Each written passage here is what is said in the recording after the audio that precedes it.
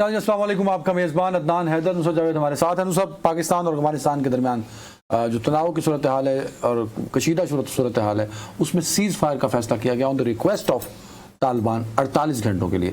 لیکن میرا سوال اس پہ یہ ہے کہ دوسری جانب جو طالبان کا موقف ہے ذبیح اللہ مجاہد کا، اس میں انہوں نے کو بہت ہی الگ سے دے دی۔ انہوں نے کہا کہ جی اگر پاکستان نہیں کرے گا کوئی حملہ تو ہم بھی جواب نہیں دیں۔ ہاں بھائی، یہ یعنی کہ کوئی اچھی خبر نہیں ہے۔ ہونا تو یہ چاہیے تھا کہ ایک ہی یعنی زبان دونوں جانب سے استعمال ہوتی۔ ہماری جانب سے یہ کہا گیا ہے کہ جی عارضی طور پر آج شام 6 بجے سے 48 گھنٹے کی فائر بندی ہوئی ہے، اور اس کے دوران دونوں فریقین ایک دوسرے سے ملاقات کر کے تو یہ طے کرنے کی کوشش کریں گے کہ بھائی کیا کرنا ہے، اب کیا کرنا ہے۔ دوسری جانب ذبیح اللہ مجاہد صاحب ہیں، انہوں نے یہ لفظ استعمال کیا ہے کہ یہ فائر بندی جو ہے یہ اس وقت تک ہے اگر دوسرا فریق پہل نہیں کرتا، یعنی وہ 48 گھنٹے والی جو بلاک ہے اس کو ایک لاک ہے وہ اس کو تسلیم نہیں کر رہا۔ دوسری وہی بےہودگی ہے، اور جس کو انڈین سوشل میڈیا پہ بہت اچھالا جا رہا ہے وہ یہ کہ جی ذبیح اللہ مجاہد تو یہ کلیم کر رہا ہے کہ یہ فائر بندی کی درخواست پاکستان نے کی ہے۔ اچھا نہیں، اس نے لکھا ہے ذبیح اللہ مجاہد نے اپنے آفیشیل ٹویٹر، لیکن اس کو ایک خاص مقصد کے تحت انڈین سوشل میڈیا پر چھائے ہوئے افراد کیوں پھیلا رہے ہیں؟ اس لیے کہ وہ ان کے اس دعوے کو ایک حوالے سے وزن فراہم کرتی ہے کہ جی پاک بھارت جنگ جو ہے وہ امریکی صدر ٹرمپ نے نہیں رکوائی تھی، بھارت نے اپنے اہداف حاصل کر لیے تھے پہلگام واقعے کے بعد جو انہوں نے چنے تھے، اور چونکہ انہوں نے اپنے جنگی اہداف حاصل کر لیے، اس کے بعد پاکستان نے کہا جی بس کرو، تو انہوں نے رحم فرما کر کرم فرما کر جنگ بندی کر لی۔ تو یہ اس طرح کی کہانی بنانے کی کوشش کر رہے ہیں۔ اچھا، اب اس میں دیر از نو ڈاؤٹ، کوئی اس کے لیے ضروری نہیں کہ یہ پاکستانی صحافی نصرت جاوید کہہ رہا ہے۔ جس طرح پاکستان نے ریئیکٹ کیا ہے وہ کلیئرلی، دیکھو نا ایک پیٹرن ہوتا ہے نا وار کا یار، وہ کلیئرلی انڈیکیٹ کر رہا ہے کہ اس حملے کے لیے اکسایا گیا ہے، پرووک کیا گیا ہے۔ افغانستان سائڈ سے کچھ نہ کچھ ایسا ہوا ہے جس کی وجہ سے پاکستان کو بھرپور ریٹیلیٹ کرنا پڑا ہے، اور یہی ہے پیٹرن، یہی بتاتا ہے۔ اچھا، اس میں اسپن بولدک پہ جو ہوئے ہیں تو ان کا غالباً عام عوام جو افغان ہیں نا، ان کی اکثریت پر اتنا فرق نہیں پڑے گا، کیونکہ میں جان بوجھ کر بہت دفعہ، کیونکہ ہمارے ہاں یہ تھا کہ جو لوگ افغان جنگ کو کور کرتے تھے وہ بہت آسان ہوتا تھا، یہاں سے پشاور جاؤ، پشاور سے خیبر جاؤ، خیبر سے کابل جاؤ اور افغان ایکسپرٹ بن جاؤ۔ تو میں یہ کہتا تھا کہ یہ کیا یار طریقہ ہے، تو میں ہمیشہ ترجیح دیتا تھا چمن کہ کوئٹہ سے چمن جاؤ اور چمن سے پھر قندھار جاؤ۔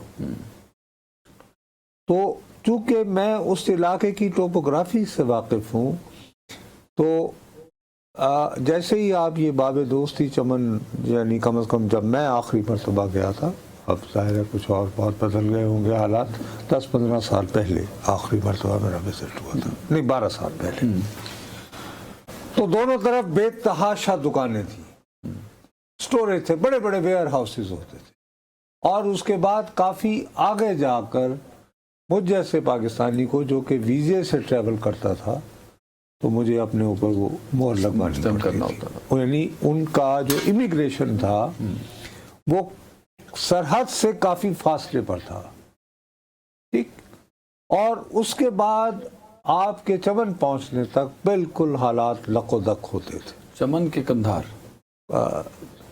پہنچنا۔ لیکن اب تو خیر چینج ہو گیا، اب تو پاکستان کچھ بھی آپ کا چھوٹا سا، پھر وہی سفر تو ہے نا قندھار تک کا۔ اس وقت بھی امریکہ کا باگرام سے بھی بڑا جو ہوائی اڈہ ان دنوں، باگرام سے پہلے وہ قندھار میں تھا، ٹھیک. اور کندہار بہت یعنی تھرائیونگ بزنس وغیرہ ہو رہا تھا, نئی نئی عمارتیں بن رہی تھی, سب کچھ تھا. لیکن میں سفر کی بات کر رہا ہوں. کوئٹہ سے جب آپ چمن جا رہے ہیں تو آپ کو زیادہ آبادی ملتی ہے. ہاں وہاں بہت کم ہے, وہاں سے بہت کم ہے. ہاں لیکن جب آپ چمن سے کندہار جا رہے ہوتے ہیں تو آبادی بہت ٹاور. اور یہ جہاں پہ جو پریسیشن سٹرائک ہوئی ہے ان کی چیک پوسٹ پر اسپن بولدک کے ایریا میں, وہ ایسی جگہ ہوئی ہے کہ اس کی امپیکٹ جو ہے وہ غالباً کندہار سے زیادہ چمن کے رہائشیوں نے محسوس کیا ہوگا.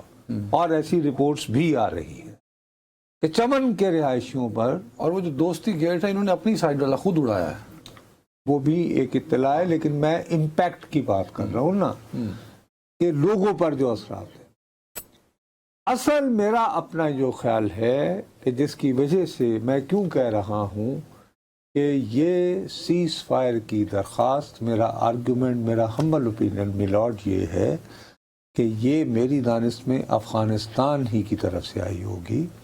اس کی وجہ یہ ہے کہ پاکستان نے کابل کے عین مرکز میں واقع وہ جنرل ڈائریکٹریٹ آف انٹیلیجنس, جس کو کبھی ہم کھاد کہتے تھے اور کبھی کیا, یعنی انٹیلیجنس کا ہیڈ کوارٹر, پھر وہ NDS کا ہیڈ کوارٹر رہا, اس کے اوپر جو ہے وہ باقاعدہ بمباری کی ہے.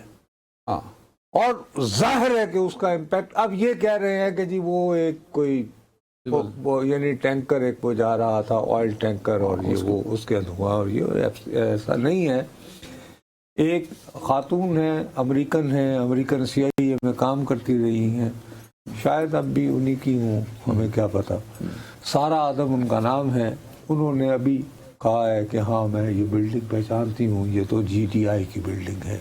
اور ساتھ میں اس نے اس دعا کا اظہار بھی کیا ہے کہ یہاں بیٹھے ہوئے کچھ لوگ بہت عرصہ میری جان کے بھی درپے تھے, اور وہ ایک ظالمانہ یہ بھی اس نے فکرہ کہا کہ شاید وہ بھی فارغ ہو گئے. میرا اپنا خیال ہے کہ اتنے عرصے کے بعد کابل شہر کے اندر اتنا یہ جو اٹیک ہوا ہے, یہ جو پریسیشن بامبنگ ہوئی ہے, اس نے بہت زیادہ امپیکٹ کریٹ کیا ہوگا. اور اس امپیکٹ نے جو ہے وہ طالبان کو مجبور اس بات پہ مجبور کیا جاؤ کہ اور پاکستان سے ریکویسٹ کریں. یہ میرا یہ خیال ہے. لیکن جس طرح انڈین میڈیا اس کو ہائی لائٹ کر رہا ہے ان چیزوں کو, اور اپنے حساب سے مولڈ کرنے کی کوشش کر رہا ہے. بابا وہ تو کریں گے, وہ تو ظاہر ہے کہ میں کتنے دنوں سے آپ کو جا رہا ہوں. اس کے بعد جو ہے امیر خان متقی وہاں گیا ہے نا, اور اتنے دن رہ کر کل لوٹا ہے, کل آ گیا. ٹھیک ہے نا. تو وہ تو ایک انڈرسٹوڈ سی بات ہے کہ انڈیا یہ سمجھ بیٹھا ہے کہ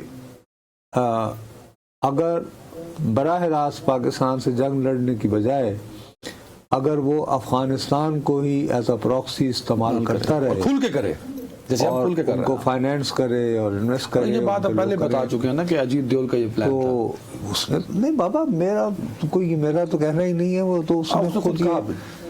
میں نے ویسے نکالا کہ اس کا ہوسٹ کون ہے, امیر خان متقی کو کیسے بلایا گیا, واٹ واز دا پلان.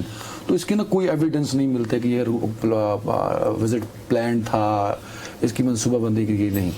تو دلی سے میرے جو کچھ ہمارے صحافی دوستوں کے ذریعے کھوج لگانے کے بعد مجھے پتہ لگا کہ ان کو انوائٹ کیا ہے, ایک تھنک ٹینک ہے Vivek Ananda international foundation, VIF, انہوں نے کیا. آج میں نے سوچا کہ سوامی وویکانند ہوتا تھا, ہاں بہت مشہور, جو RSS کے بانیوں میں سے RSS, اس کے نظریات پہ 1902 میں وویکانند مر گیا تھا. اور یہاں پہ اجیت دیول بھی کام کرتا رہا ہے. Ajit Doval is the founder of Vivekananda Foundation. 2005 میں اجیت دیول ریٹائر ہوا, 2009 میں اس نے یہ فاؤنڈیشن بنائی, تھنک ٹینک بنایا. اس تھنک ٹینک نے متقی صاحب کو انوائٹ کیا اور پورا وزٹ پلان کیا. اس تھنک ٹینک کی ویب سائٹ پہ جائیں تو اس پہ لکھا ہوا ہے کہ وہ انٹیلیجنس, سیکیورٹی, ٹریک 2 اور ڈپلومیسی وغیرہ پہ کام کرتا ہے. اور وویکانندا جو نام ہے وہ RSS کے بانیوں میں, آپ ٹھیک کہہ رہے ہیں کہ اس کے نظریات پہ 1925 میں پھر RSS کو بنایا گیا تھا. تو ہندو مونک لکھا ہوا تھا انگریزی کا, مجھے نہیں پتا اردو میں ہم اس کو کیا کہیں گے. سوامی جب کہہ دیا نا, سوامی کا مطلب بھی وہی ہوتا ہے. تو اس کا نظریہ یہ ہے اکھنڈ بھارت, ہندو کلچر اور ہندوازم کی پرموشن. تو متقی صاحب ہندوتوا کے ڈائریکٹ مہمان تھے. جی جی, وہ اسی لیے گئے ہوں گے کہ چلیں پہ چیک کر لیں. میں سے وہاں حدیث کا امتحان بھی دے کر آئے ہیں. ہو سکتا ہے وہاں کنندا میں بھی انہوں نے کوئی پیپر دیا ہو ہندوازم. وہ خیر وہ جانے, اس کا کام جانے. میرے لیے جو بنیادی جو امپورٹنٹ بات ہے وہ یہ ہے کہ کیا یہ سیز فائر برقرار رہ سکتی ہے یا نہیں. وہ رہے گی نا, آپ نے دونوں طرف سے کہہ دیا نا. آپ ڈاؤٹ فل کیوں ہیں اس میں؟ دوسری طرف یہ کہہ رہی ہے کہ جب تک اگر ہم بھی 48 اتنی مار کھانے کے بعد وہ کیوں اگر مگر میں پھنسے ہوئے ہیں؟ یار جب آپ فائر بندی کا لفظ استعمال کرتے ہیں تو پاکستان نے 48 گھنٹے کیے ہیں. تو ہم بھی تو یہ نہیں کہہ رہے نا کہ معاملہ ختم ہو گیا. کیا ہو گیا آپ کو؟ تو آپ کو سیز فائر لمبا ہوتا نظر نہیں آتا؟ نہیں, میں ہرگز یہ نہیں کہہ رہا اور نہ ہی میں یہ چاہوں گا. سچی بات ہے کہ ایک ہے طالبان حکومت, ایک ہے افغان عوام. میں بطور Pakistani born and brought up Punjabi اپنے دل کی عطا گہرائیوں سے افغان عوام کی بے پناہ اکثریت سے پیار کرتا ہوں, اور میں یہ محسوس کرتا ہوں کہ وہ اتنے بدنصیب ہیں کہ مسلسل سردار داؤد نے جب ٹیک اوور کیا تھا کنگ ظاہر شاہ کا تختہ الٹ کر, اس وقت سے مسلسل خانہ جنگی کی کیفیت میں ہے اور خود یہ سیٹل نہیں کرنا چاہتا. اس کے بعد پھر یہ کہ داؤد کا تختہ الٹا جاتا ہے, پھر کمیونسٹ انقلاب آتا ہے نام نہاد, پھر وہ کمیونسٹ ایک دوسرے سے لڑنا شروع ہو جاتے ہیں, پھر ان کو جو ہے کمیونزم کو بچانے کے لیے سوویت افواج وہاں پہ آ جاتی ہیں, پھر جہاد ہوتا ہے. یار ایک پوری کم از کم 3 نسلیں مسلسل جنگ اور تباہی دیکھ رہی. ان کے اپنے اندر ابھی بھی تو بہت زیادہ گروپنگ ہے. میں وہی تو عرض کر رہا ہوں نا, آج کل بھی. لیکن ہماری کم از کم میری تو ذاتی یہ کوشش ہوگی کہ پاکستان اور افغانستان کے تو ایسے ہی تعلقات ہونے, لیکن یہ ممکن نہیں ہے کیونکہ وہ خود ابھی سیٹل نہیں ہے سر. وہ نہ صرف وہ خود نہیں ہے. افغان ہسٹری, ایک تو ہم لوگ طالب علم افغان ہسٹری تو یہ نہیں پڑھنا تو ہمارے لیے بہت عذاب ہے نا. افغانستان نے تھرو آؤٹ کیا ہے, ایک طرف برطانیہ تھا, امپائر بڑھ رہی تھی, دوسری طرف روس آگے بڑھ رہا تھا. سمرقند و بخارا جب ہڑپ ہو گیا, اب افغانستان نے کہا ہولڈ آن, تو مجھے تم دونوں راضی رکھو, اور ان دونوں طاقتوں کے روس اور برطانیہ کے مفاد میں تھا کہ بجائے اس کے کہ ان کی افواج ایک دوسرے کے آنکھوں میں آنکھیں ڈال کر کھڑی ہوں, تو ان کے درمیان ایک ایسا ملک ہو جو تو اس سے کانسیپٹ آیا, یعنی بفر اسٹیٹ کا. اور وہ بفر اسٹیٹ ہوتے ہوئے آپ کو پتا ہے افغانستان میں مالیات ٹیکس وغیرہ لینے کا کوئی مؤثر نظام کبھی موجود نہیں رہا. تو وہ زیادہ تر برطانیہ سے پیسے لیتے تھے. اچھا, پہلے بھی پیسے ہی لیتے تھے سر باقاعدہ. مطلب کہ امیر حبیب اللہ نے جب ٹیک اوور کیا تو یہ ڈیورل لائن میں نے سائن کی تھی, امیر عبد الرحمان کے زمانے میں ہوئی تھی نا, ہم نے تو نہیں کی تھی, میری اور تمہاری نسل. اس کے بعد پھر وہ جس کی بہت تعریف فرما رہے تھے امیر حبیب اللہ خان, وہ دارالعلوم دیوبند والے کہہ رہے تھے کہ جنہوں نے وہ مدنی صاحب, مولانا ارشد مدنی صاحب نے کہا نا کہ جی وہ آزاد حکومت بنانے بھیجا دارالعلوم دیوبند نے. تو وہ خود جو ہے 1907 میں یہاں کلکتے آئے تھے موصوف لارڈ برنٹو کے پاس. انہوں نے کہا جی ساڑھے نال مکو تھے, ٹھیک ہے, اور انہوں نے 17 سال حکومت کی. اس کے بعد انہیں ان کے بیٹے نے سازشی تھیوری کے مطابق مروایا تھا, شکار کرنے گئے تھے, ایک فوجی نے مار دیا تھا. اس کے بعد امان اللہ خان برسر اقتدار آئے تھے, کیونکہ وہ یہ محسوس کرتے تھے کہ امیر حبیب الرحمان جو ہیں وہ انگریزوں کے اتنی مزاحمت نہیں دکھا رہے. تاریخ آپ بتا رہے نا, آج بھی وہاں آوازیں اٹھ رہی ہیں اور پچھلے کئی مہینوں سے اباؤٹ ریجیم چینج, خاص طور پہ جب سے خواتین کے معاملے اور آرٹ اور بزنس پہ بات ہوئی تو اس وقت سے جو نظریات طالبان کے ہے اس وقت سے رجیم چینج کی بات ہو رہی ہے وہاں پہ. دیکھو بہت ایک امپورٹنٹ بات ہے جس کی طرف ہم توجہ نہیں دیتے. ہم نے جو مہاجرین کو باہر بھیجا ہے تو ہمارے ہاں بھی بہت ساری افغان خواتین جو ہیں وہ کچھ پڑھ لکھ رہی تھیں, کالجوں میں داخل تھیں, کام کرتی تھیں, لیکن پھر بھی ان کی ایک مؤثر تعداد جو ہے وہ پشتون روایات کا نام نہاد روایت وہ کہہ لیتے ہیں احترام کرتے ہوئے, تو وہ گھروں میں ہی رہتی تھیں, نوکری سے اجتناب برتتی تھیں. لیکن وہ خواتین جو ایران میں رہی ہیں, ایران میں تو آپ کو پتہ ہے کہ حجاب ہے, لیکن عورتوں کا جو ایجوکیشن کا ریٹ ہے سب سے زیادہ ہے, اور وہ جاب بھی کرتی ہیں, بزنس بھی کرتی ہیں وہاں پہ, جو کہ 10-15 سال سے ایران میں رہتے ہوئے کام کرتے ہوئے گھر چلا رہی تھی, اب وہ کابل میں بیٹھی ہوئی ہیں جی پردے میں بند ہوئی, تو وہ کیسے خوش ہو سکتی ہے موجودہ انتظام سے؟ انہیں جو وہ معاشی آزادی میسر تھی اور جس طرح وہ اپنے گھر بار کا خرچ چلا رہی تھی وہ ان سے چھن گیا. دوسری بات یہ ہے کہ کیا طالبان ایک کو متحدہ فورس تو نہیں ہے؟ نہیں, ان کے اپنے اندر کئی گروپس ہیں. تیسری بات یہ ہے کہ ہمارے ہاں ایک بہت بڑی غلط فہمی ہے, ان کی فوج تو نہیں ہے نا بھئی, کوئی وہاں پہ پی ایم اے نہیں ہے, کوئی ریگولر فورس نہیں ہے, کسی بھی طرح کمانڈر نہیں ہوتے, اسٹرکچرڈ آرمی نہیں ہے, ایک امیر ہے اور باقی ٹھیک ہے جی. جیسے کل بتا رہے تھے نا فخر کہ جب اٹیک ہوتا ہے تو بھاگ جاتے ہیں, ان کو پتہ ہی نہیں.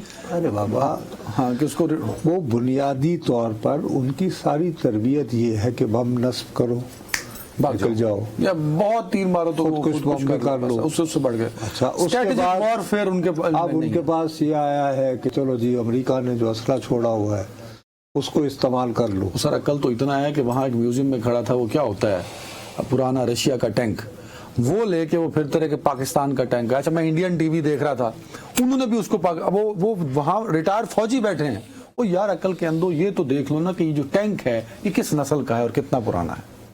اس تمام در اس کے باوجود وہ جو آپ, اچھا اس کے بعد کل ہی سے سوشل میڈیا پر بہت وائرل ہے کہ حقانی صاحب اپنے علاقے میں گئے ہوئے تھے وقتیکا وغیرہ میں, اور وہاں وہ مشران سے خطاب کرتے ہوئے کہہ رہے ہیں کہ آج کل ہر دوسرا بندہ جس نے کبھی جہاد میں کچھ کیا نہیں تھا وہ کہتا ہے میں بڑا جہاد کی تھا, سوات مٹی جہاد کی تھا. ایک اس قسم کی اب باتیں ہو رہی ہیں. ٹھیک ہے, تو میں جو آپ کی خدمت آخری میں ایک منٹ ہے, وہ آپ ایمبیسی بھی کھولنے کی بات ہو رہی ہے دونوں طرف, ڈپلومیٹک ٹرمز جو ہیں ان کو مزید, وہ تو بھارت اور وہی بھارت اور افغانستان کے اس میں کہہ رہے ہیں ستانکزئی کو شاید وہ یعنی کہ یہ افواہ اڑی ہوئی ہے. ٹھیک ہے, ستانکزئی اور یہ وہ رہا ہے بھارت کے بہت قریب. اگر ستانکزئی واقعی عباس ستانکزئی کی بات ہو رہی ہے, عباس ستانکزئی اگر واقعی افغانستان کا سفیر بن کے دلی آ رہا ہے تو اس سے میں یہ فرض کرنے کو, اگر وہ اس پر آمادہ ہو گیا, کیونکہ وہ بہت زیادہ ایمبیشس آدمی ہے, وہ تو خود بننا چاہے گا وزیر اعلیٰ یا پہلے وزیر اعظم. سر ہی وانٹ ٹو بی امیر اور وزیر اعظم. تو وہ اگر واقعتاً بھارت میں افغانستان کا سفیر بننے کو رضامند ہو جاتا ہے تو میری دانش میں وہ وہاں سے بھاگ رہا ہے اور وہ یہ سمجھ رہا ہے کہ بس. اچھا نہیں, ویسے کچھ چلاتے ہیں کہ جو متقی صاحب کا دورہ ہوا ہے پلان, اس میں ان کا بہت بڑا رول ہے کیونکہ وہ دہرادون جو انڈین ملٹری اکیڈمی وہاں سے پاس آؤٹ بھی ہیں.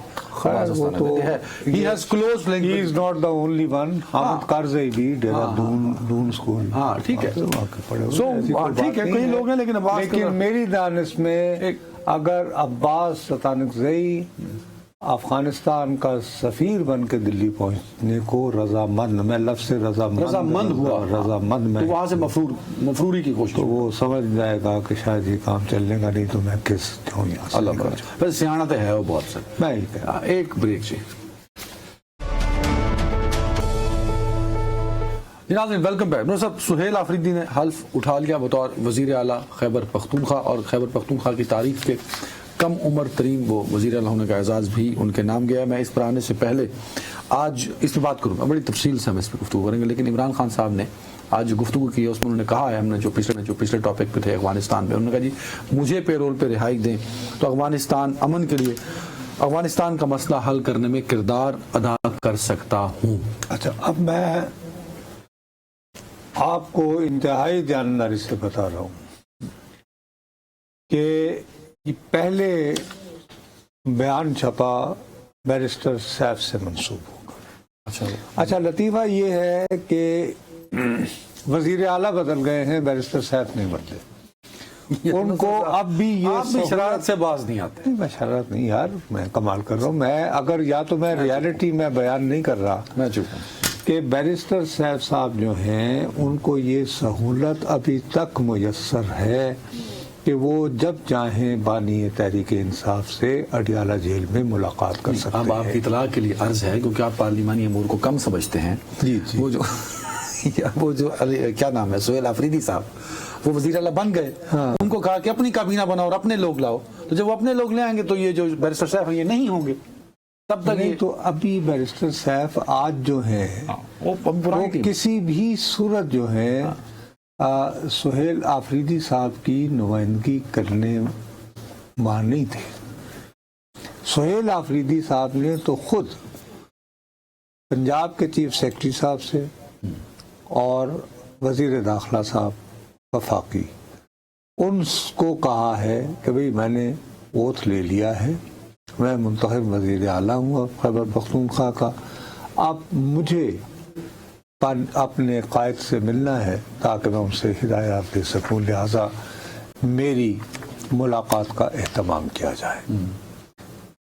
اب یہ ملاقات اگر کل ہی ہو جاتی ہے تو ہم سمجھ جائیں گے کہ جی نہیں, یہ سہولت صرف ڈاکٹر سیف کے لیے نہیں ہے.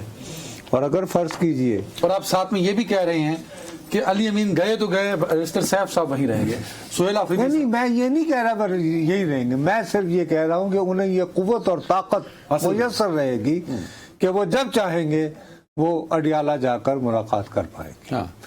اچھا, بہرحال جب ان کی ملاقات ختم ہوئی بانی تحریک انصاف کے ساتھ, تو جو یہ جاری ہوئی ہمارے تک وہ آئی ہوئی یعنی خبر, تو اس میں یہ کہا گیا کہ بیرسٹر سیف کے مطابق عمران خان نے یہ بھی کہا کہ دونوں ملکوں کے درمیان تنازعات کو لڑائی کی بجائے مذاکرات کے ذریعے حل کرنا بہتر ہے. عمران خان نے مزید کہا کہ اگر انہیں پیرول پر رہائی ملی تو وہ امن کے قیام اور تنازع کے حل کے لیے اپنا کردار ادا کریں. یہی میں آپ سے پوچھنا چاہ رہا ہوں. میں نے جیسے ہی یہ پڑھا تو میں نے کہا کہ یار میں اس کو I don't believe it کہ یہ بیرسٹر صاحب نے اپنی طرف سے چلاتی ہے. عمران خان نے ایسی کوئی بات نہیں کی. بھائی پیرول پر رہائی کی خواہش کا اظہار کرنا, اس وقت میں نے یہ تصور کیا کہ یہ قسم کا یہ ہے کہ یار چلو موقع بھی ہے, دستور بھی ہے, تو بتامتے افغانستان جہاز بھیجنے پہ رہے ہیں تو میں نے بھیج دو, تو میں ٹھیک رہا تھا. ٹھیک رہے ہیں عمران خان کو اگر کر دیا جائے تو ہی ہیز اسٹرینتھ. ابھی میں نے پرسوں ہی کالم پڑھا یا کل عرفان صدیقی صاحب کا, کہ اس وقت میں صحافی نہیں تھا لیکن انہوں نے پرانی تاریخ لکھی ہے ابھی ریسنٹ کی 2013, 14, 15 کی. وہاں وزیر اعظم ہو جائیں گے. نہیں, انہوں نے کہا کہ جب ٹی ٹی پی سے پہلی دفعہ مذاکرات کی بات ہوئی, جی دونوں انہیں نامزد کیا تھا. جی تو عرفان صدیقی صاحب غلط تو نہیں لکھ رہے نا؟ نہیں, تو میں اس کی تصدیق کر رہا ہوں. اچھا, لیکن ہمارا فوکس ہے پیرول پر رہائی. ہاں, تو مقصد بھی تو آگے. او یار سن دلایا نا پہلے, میں نے اس کو ریجیکٹ کر دیا. اس کے بعد پھر ان کی بہنیں علیمہ بی بی اور نورین بی بی, ان کی جب ملاقات ہوئی تو اس کے اختتام پر بھی جو گفتگو ہوئی اس میں بھی یہ کہا گیا کہ مجھے آج پیرول پر رہا کریں, میں امن کے لیے افغانستان کا مسئلہ حل کرنے میں کردار ادا کر سکتا ہوں.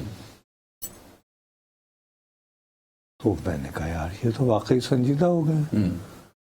ٹھیک, حکومت کو سوچنا چاہیے. نہیں, اچھا یہ نہیں سوچا. ٹھیک ہے, نہیں بالکل بھی. میرا نہیں خیال کہ افغانستان کا مسئلہ جو ہے وہ کسی کے بھی ذریعے حل ہو سکتا ہے. ہاں, ہاں ٹرمپ کی بات الگ ہے کیونکہ وہ ہر مہینے تقریباً $60 لاکھ دے کر زندہ رکھا ہوا ہے افغان حکومت کو. ہاں دیتے ہیں. ٹھیک ہے نا. تو اگر ٹرمپ نے اشارہ بھی کیا, اس نے کہا بھی یہ افغانستان پاکستان کے حالات خراب ہو رہے ہیں, شاید مجھے اس ایک اور جنگ کو بھی رکنا, 9ویں جنگ یہ کہا تھا نا. تو اس سے قدر نظر I don't think. Then why پے رول اتنا آپ کے لیے آپ کا ماتا ٹھنکا اس پہ کیوں؟ اس لیے کہ دیانتداری کی بات ہے کہ اپنی پسند کا وزیر اعلیٰ منتخب کروا لینے اور تمام تر رکاوٹوں, سازشوں اور گیموں کے باوجود موصوف کا حلف ہو جانے کے بعد یہ پیغام کہ چلو افغانستان کے ساتھ امن کے نام پر صحیح باہر تو ہوں, مجھے باہر تو نکالو, یہ تھوڑا سا عاشقان عمران کے لیے غلط پیغام دیتا ہے میری طرف سے. نہیں وہ ایک پرپز کے لیے باہر آ رہے ہیں نا, ایک مقصد کے انہوں نے کہا. اس کے بعد پھر کہیں اچھا انہیں تاڑی سلگ رہتی ہے اندر کرتے ہو بھائی, اگر وہاں جائیں وہاں کہیں گے جی چھوڑیں آپ واپس کیوں جا رہے ہیں, ایتھی رہو, ہم معاہدہ کرایا کہتے ہیں آپ امریکہ کیا تو آپ ایسا کریں. ہمارے ہاں ویسے بھی تخت بابری آج کل خالی پڑا ہے, تو وہاں رہیں آپ بیٹھے وہاں پہ آرام کریں. نہیں انہوں نے یہاں اپنی پریزنس شو کرنے کی کوشش کی, تھوڑے کو نہیں ہونا, میرے کو انہوں نے ایک پولیٹیکل پوائنٹ سکورنگ کی ہے, لیکن انہوں نے ایجنڈا دے دیا ہے چیف منسٹر صاحب کو. وہ یہ دیا ہے کہ جمعے کے دن نماز جمعہ کے بعد آپ لوگ جو ہیں 9 مئی 26 نومبر کشمیر اور اب مرید کے واقعات کے بارے میں جو ہے وہ احتجاج کریں. ہر جمعے کو نہیں, ابھی فی الحال تو جمعے کے دن یعنی ابھی کل یعنی پرسوں. ٹھیک ہے. اور وہ یہ مطالبہ کر رہے ہیں کہ ان تمام معاملات کے سلسلے میں آئی جی پنجاب اور آئی جی اسلام آباد کے خلاف بھی جوڈیشل کمیشن میں انکوائری ہونی چاہیے. ٹھیک ہے. تو یہ تو انہوں نے ان کو پہلا ٹارگٹ بھی دے دیا ہے. اب یہ کہ میں سمجھتا ہوں اس کے علاوہ بھی ایک بات آئی نا سامنے سے, انہوں نے کہا کہ ساری پرفارمنس کی ذمہ دار جو ہیں وہ سہیل صاحب ہیں, سہیل آفریدی صاحب, یہ اپنی مرضی سے کابینہ بنائیں پر ڈیلیور کریں. جی ڈیلیور کیا کریں؟ صوبے کی پرفارمنس, گورننس. جمعے کے دن سب سے پہلا تو یہ احتجاج بھرپور ہونا چاہیے تمام پورے صوبے میں. پورے صوبے میں یہ تو پہلا ایک ٹاسک ہو گیا نا. اس کے بعد جب آہستہ آہستہ تھوڑی سی ورزش ہو جائے گی ہر جمعے, تو اتنی دیر میں 24 نومبر قریب آنا شروع ہو جائے گا, تو پھر فیصلہ ہوگا کہ کیا ہونا. دیکھو بات یہ ہے کہ یہ بڑی اچھی بات ہے, بڑی خوبصورت بات ہے کہ ایک اسٹوڈنٹ ایکٹیوسٹ, اس سے بھی زیادہ خوبصورت بات یہ ہے کہ پہلی مرتبہ کسی زمانے میں قبائلی کہلاتے علاقوں سے ایک نوجوان جو ہے وہ محض سیاسی جد و جہد کی بل بوتے پر وزیر اعلیٰ بن چکا تھا. وزیر اعلیٰ. لیکن بدقسمتی سے پاکستان کی تاریخ ایسی رہی ہے کہ جو لوگ طالب علم سیاست سے مرکزی سیاست میں آتے ہیں وہ عام طور پر بہت رومانٹک ہوتے ہیں, بہت آئیڈیلسٹک ہوتے ہیں, بہت سے ان کے بڑے خواب ہوتے ہیں. 1 منٹ رہ گئے میرے پاس, بہت سے لوگ آئے ہیں. معراج محمد خان آئے تھے, ان کو ذوالفقار علی بھٹو نے جو ہے اقتدار میں آنے سے پہلے یہ بھی کہا تھا کہ میں مر گیا تو میرا جانشین معراج محمد خان ہوگا. تو اس کے بعد جب حکومت قائم ہو گئی 1972 میں, 72 میں ہوئی تھی ذوالفقار علی بھٹو صاحب کی, تو وہ چونکہ انہوں نے, وہ تو انقلابی تھے, انتخاب یا انقلاب کا نعرہ تھا, تو وہ تو کہتے تھے انقلاب انقلاب, تو انہوں نے انتخاب میں حصہ نہیں لیا تھا, ورنہ بآسانی کراچی کی کسی بھی کانسٹیٹوئنسی سے منتخب ہو سکتے تھے. ٹھیک ہے, بڑے اچھے اوریٹر تھے. اور یہ تو کراچی میں مزدوروں پہ گولی چل گئی, انہوں نے احتجاج میں استعفیٰ دے دیا اور انہیں پوچھا ہی نہیں, اور بعد میں ان بیچاروں پہ انہوں نے پھر اپنی جماعت بنائی, اور پھر جو ہے ان کی بنائی بھی کافی مجروح ہوئی. چلو ایک یعنی مثال آپ کو. نہیں اب ٹھیک ہے نا, یوں تو جو عثمان بزدار تھے وہ بھی پنجاب کے قبائلی علاقوں سے تھے, اور اس نہیں لیکن وہ طالب علم رہنما تو نہیں تھے، نہیں، طالب علم انہوں نے کبھی ایسا گناہ تو نہیں کیا تھا نا۔ لیکن مطلب طالبان یہ ہے رہنماؤں کہ میں یہ یوسف رضا گیلانی ہے، وہ کیا ملتان والے ہاشمی صاحب ہیں بابا نہیں، یوسف رضا گیلانی پر بھی آپ یہ تہمت مت لگائیں کہ ایک مخدوم ہو اور گیلانی ہو اور وہ طالب علم نہ سیاست میں حصہ لیں، یار یہ کیسے؟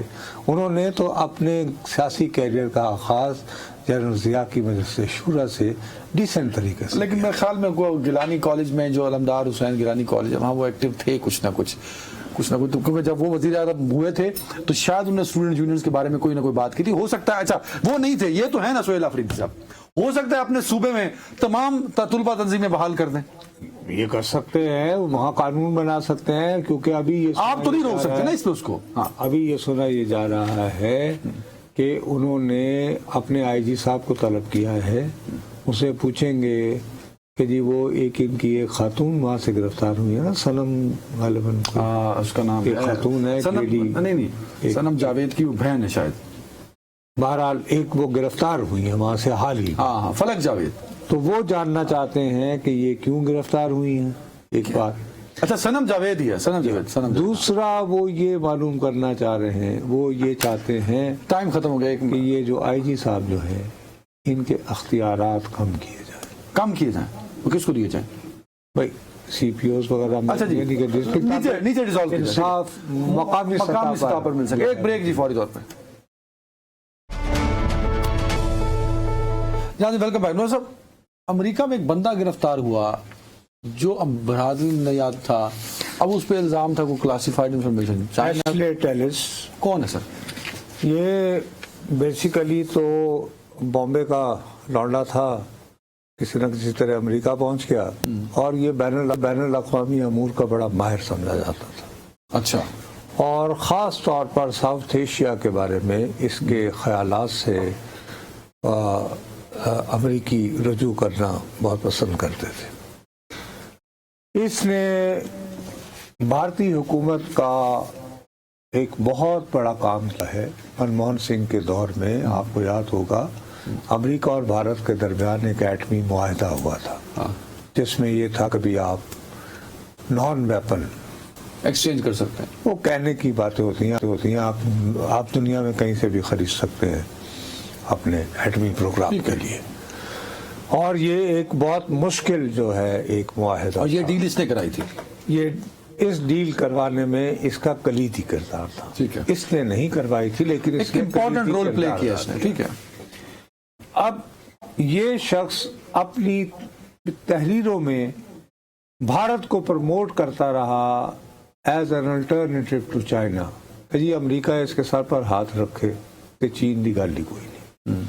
اب ایف بی آئی نے اس پر نظر رکھی ہوئی تھی اور انہوں نے دیکھا کہ اس کو چونکہ ایکسیس حاصل تھی، اس کو سیکیورٹی کلیئرنس وغیرہ 2001 میں مل گئی تھی، پھر یہ جب چاہے وزارت دفاع وغیرہ جا کے تو اپنی پسند کے کاغذات وغیرہ یعنی کبھی فائلیں میں نے دیکھ سکتا ہے جو۔ اب اس کو یہ پتہ نہیں تھا، پتہ نہیں کیوں کس موقع پر ایف بی آئی کو یہ شبہ ہوا کہ یار یہ کوئی مشکوک حرکات پہ مصروف ہے، تو انہوں نے خفیہ کیمرے لگا دیے اس کے جب یہ آتا جاتا تھا۔ اس کے بعد انہوں نے نوٹس کیا کہ اس نے ابھی 2025 میں کچھ ایسی فائلوں کے نوٹس لیے اور ان کے کاغذات کی وہ کاپیز لیں جو کہ امریکی طیاروں کی جو ہے رینج اور ٹیکٹکس اور یہ وہ یعنی امریکن ایئر فورس کا جو پورا کانسیپٹ تھا اس کو بیان کرتے تھے، ٹھیک ہے۔ اچھا وہ اپنے تئیں ایک جرم ہے، کبھی آپ ٹاپ سیکرٹ آئٹمز جو ہیں ان کی فوٹو کاپیز وغیرہ بنا کے اور جاتے ہوئے اس نے سسٹم سے اس کو ڈیلیٹ وغیرہ کرنے کی بھی کوشش کی کہ جیسے اس نے نہیں کیا۔ اس کے بعد اس کی مختلف ریستورانوں میں کچھ چینی سفارتکاروں سے جو واشنگٹن میں تعینات ہیں، تو واشنگٹن کے قریب ایک سبب ہے اس کو کہتے ہیں ورجینیا، بہت سارے لوگ رہتے ہیں، تو وہاں کے یہ ریستورانوں میں جا کے ملتا رہا. تو ایک مرتبہ جب یہ ملا بہت سارے یہ ڈاکومنٹ لے کر, تو جب یہ ملاقات کے لیے گیا ہے تو اس کے جو چینی جن سے یہ ملنے گیا تھا آفیشیل, وہ دور کونے میں تھے. تو اس کے ہاتھ میں جب یہ داخل ہوا تو ایک تھیلا تھا, اور تھیلا وہ یعنی شاپر والا نہیں تھا, بیگ تھا خاکی جو ہوتا ہے اچھا تکڑا, اور وہ انہوں نے درمیان میں رکھا ہوا تھا. کھانا وانا ختم ہو گیا, اور جب یہ باہر نکلا تو انہوں نے جو اس کی جو ریکارڈنگ ہوئی ہے تو اس کے ہاتھ میں وہ نہیں تھا. اچھا, یہ بات ایف بی آئی کے ایجنٹ نے یہ تفصیلات عدالت کے روبرو بیان کی, جس میں انہوں نے کہا ہے کہ جی خالی اس کا کاغذات اور ٹاپ سیکرٹ فائل. اس کا امپیکٹ انڈیا پہ جائے گا؟ انڈیا پہ تو ایسا سچ نہیں جائے گا, کیونکہ انڈیا کیوں اس کو, اگر یہ ثابت ہو جاتا ہے کہ یہ چین کے لیے یعنی اس نے اپنے سرپرست بدل لیے تھے, تو انڈیا کیوں اس کے بارے میں اتنا. چلے جی, ابھی تو خیر اس میں تحقیقات چل رہی ہیں. اپنا خیال رکھیے ناظرین, اللہ حافظ.